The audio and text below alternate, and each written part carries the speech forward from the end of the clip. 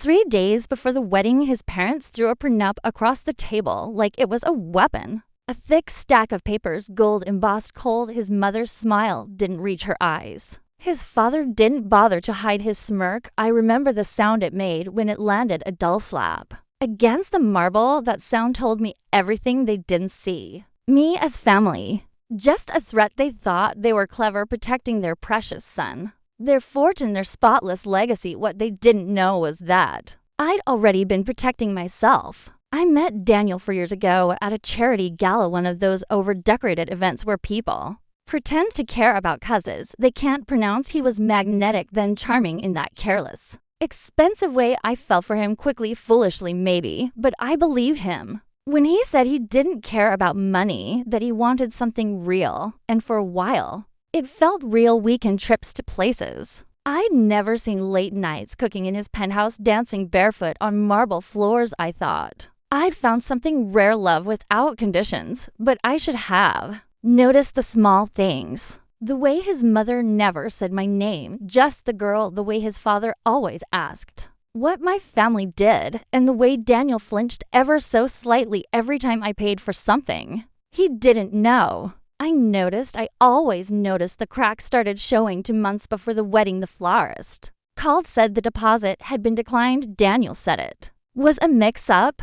Then the jeweler called about the ring. Insurance will need his family's signature. She said his family's, not ours. That was when I started to dig quietly, systematically. His father's law firm handled all their accounts. His mother's name appeared on properties Daniel claimed to own. Every luxury he'd shown me was borrowed, financed through their wealth, not his. And then came the prenup 3 days before the vows, just a formality. His mother cooed to protect the family assets. She slid the document toward me like an afterthought, clause after clause. It stripped me of everything. No rights, no claims, no security. If the marriage ended, I'd leave with nothing. I smiled, signed nothing, and quietly called my lawyer. They thought I was just another girl dazzled by status. They never knew about the company I sold last year. 15 million clean, untraceable to my name after the sale. Money I never bragged about, never flaunted, because real power doesn't need to announce itself. My lawyer, a woman sharper than their entire firm combined, drew up a contract of her own, a revised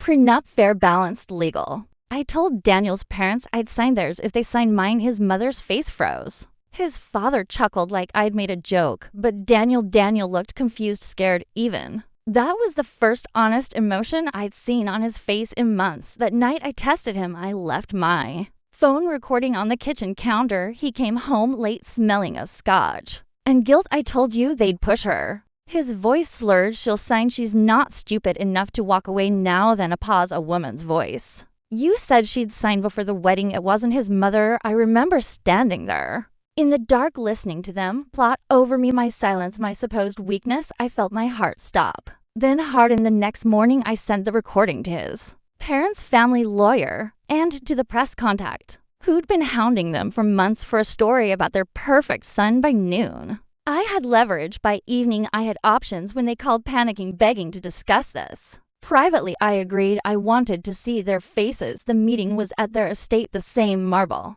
table, the same polished smiles, only this time I didn't sit down. I placed a single USB drive in front of them. I came here to sign a prenup, I said calmly, but I think you should hear what your son's been signing up for. I pressed play. His voice filled the room. Every deceitful word, every plan to make me sign and leave me dry. His mother's lips parted in shock. His father went pale. Daniel tried to speak. I didn't let him. You wanted to protect your fortune. I said, congratulations. I'm not touching a cent of it. I slid my revised contract across the table. It stated very clearly that the wedding was off, and any assets tied to our engagement would revert to me. The house I'd paid for the wedding costs, I'd covered. The ring mine. Every receipt, every transfer documented. His father tried to argue. My lawyer stepped in, calm, precise, ruthless. By the time they realized how airtight it was, they'd already lost. The story hit the papers 2 days later. Heiress walks away from millionaire's son after caught, scammed. Their empire of reputation